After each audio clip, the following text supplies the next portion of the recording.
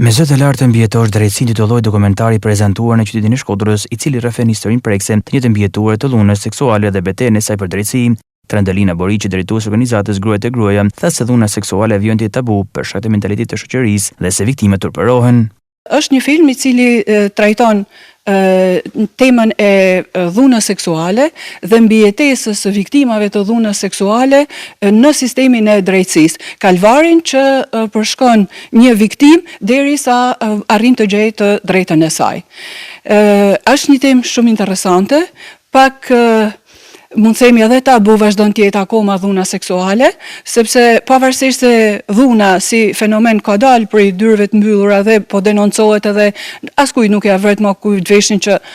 po denoncohet dhuna, dhunohet etj me radhë, por dhuna seksuale vazhdon me met akoma brenda disa dyrëve, sepse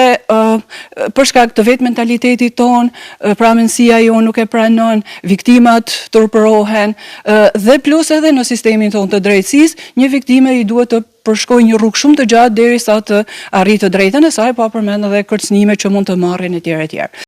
Ndërkohë regjisorja Hilary Klotz-Steinman u shpreh se ky dokumentar pasqyron betejën për drejtësinë në një sistem kompleks. I made this film because në Shtetet Bashkuara të Amerikës, unë motivova ta bëj këtë film, sepse në Shtetet Bashkuara të Amerikës ka shumë viktimat e përdhunimit,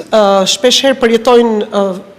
turp, edhe nuk kanë guximin të flasin për këtë gjë. Kështu që unë u impresionova shumë kur pash Madison, vajzën e cila është në qendër të filmit dokumentar, e cila foli me familjen e saj, foli me komunitetin, lidhur me sulmin seksual që i kishte ndodhur, dhe pastaj shkoi te drejtësia, komunikoi me prokurorët, shkoi në gjykat, shkoi në polici në fillim për ta ndjekur këtë krim. Gjithashtu unë doja të vija në qendër të vëmendjes problemet që kemi në sistemin e drejtësisë kriminale në Shtetet e Bashkuara të Amerikës, sepse përdhunimi është i vetmi lloj krimi ku viktima konsiderohet i e dyshuar. Dhe unë isha impresionuar që Madison luftoi deri në fund në mënyrë që e drejta e saj të realizohet, që do të thotë personi që e kishte përdhunuar të mund të dënohej.